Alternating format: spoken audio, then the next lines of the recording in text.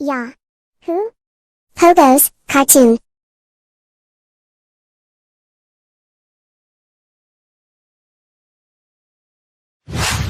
अरे आग लगे, ये भी कोई जिंदगी है।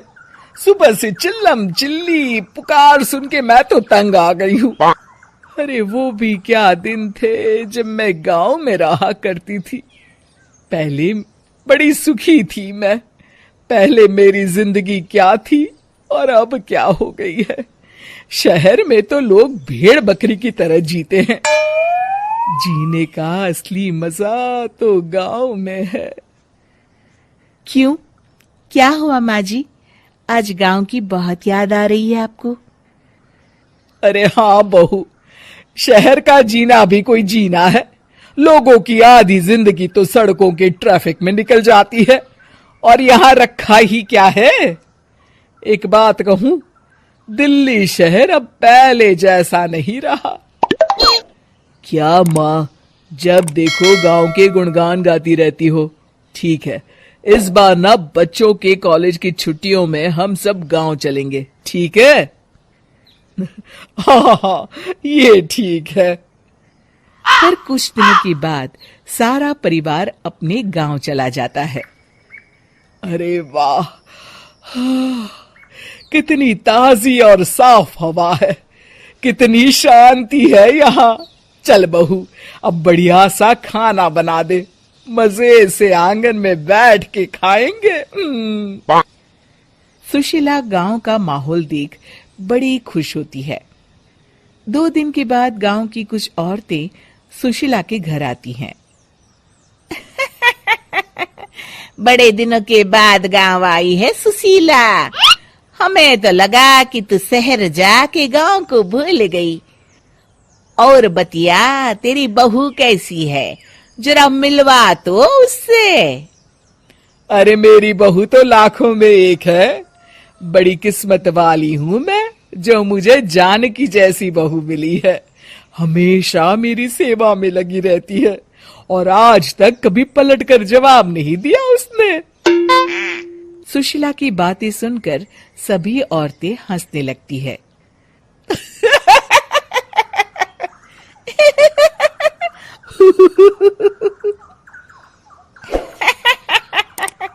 अरे कुछ भी बोले जा रही है। तबीयत तो ठीक है? तेरी बहू चांद से आई है क्या? क्यों बहनों, दुनिया की कोई भी बहू अच्छी होती है क्या? सब औरतें ममता की हाँ में हाँ मिलाती हैं। अरे मैं तो कहती हूँ दुनिया की हर बहू सास का खून चूसने वाली डायन होती है, डायन।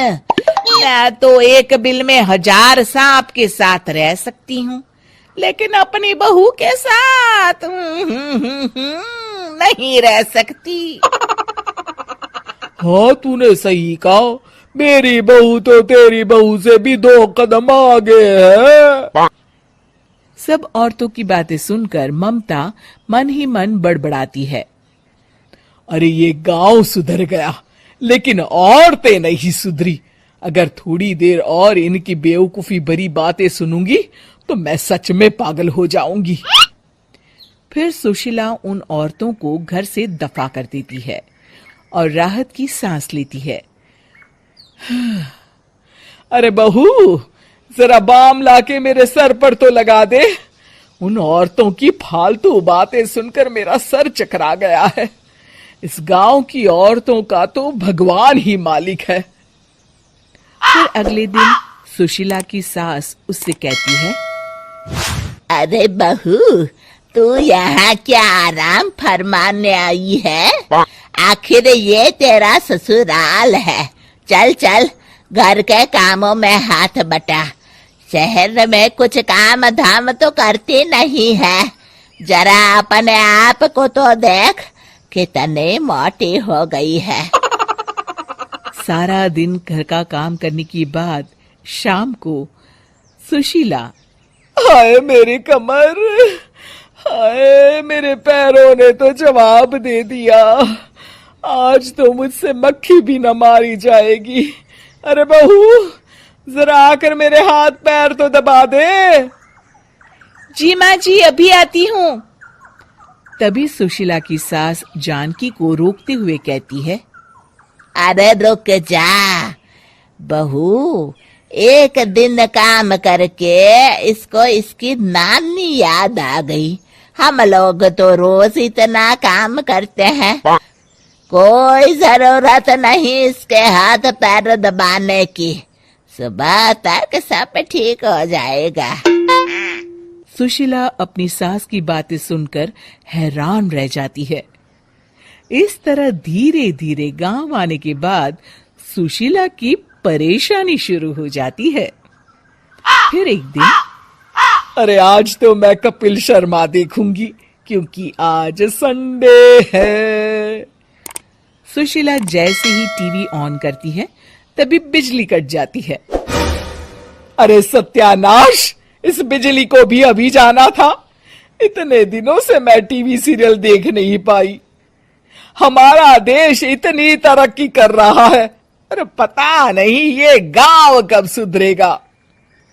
अरे अब तो 2 दिनों के लिए बिजली को भूल जा, ये तो यहाँ रोज की बात है।